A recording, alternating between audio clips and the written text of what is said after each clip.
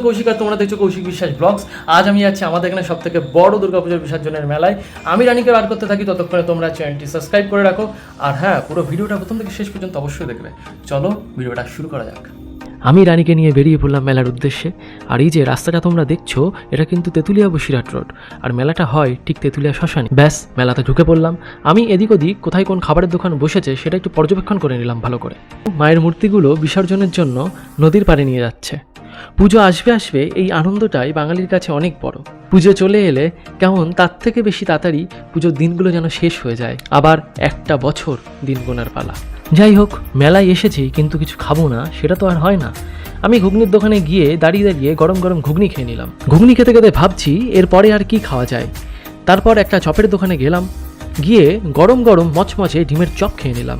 আর এই গরমে একটু লস্যি খাবো না সেটা তো আর হয় না, গরম কিন্তু ভীষণ পড়ছে আজ। তারপর একটা আইসক্রিম খেয়ে আমি গেলাম বাচ্চাদের ওই জাম্পিং জাপাংয়ে। এটার নামটা ঠিক আমার জানা নেই, তোমরা কেউ জানলে কমেন্টে একটু জানিও তো। আমাদের সময় তো আর এসব ছিল না।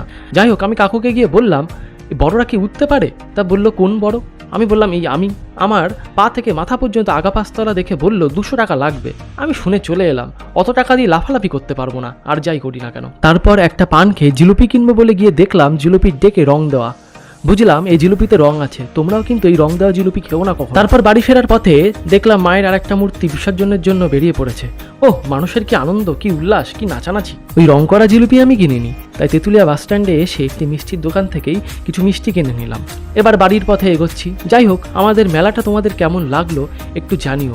আর তোমরাও সময় সুযোগ পেলে কখনো এসো বিসর্জনের মেলায় আমাদের এখানে, খুব ভালো লাগবে কিন্তু। আসছে বছর আবার হবে। আজকের ব্লগটা এই পর্যন্তই। তোমরা ভিডিওটিকে লাইক করো আর চ্যানেলটিকে অবশ্যই মনে করে সাবস্ক্রাইব করে যাও কিন্তু।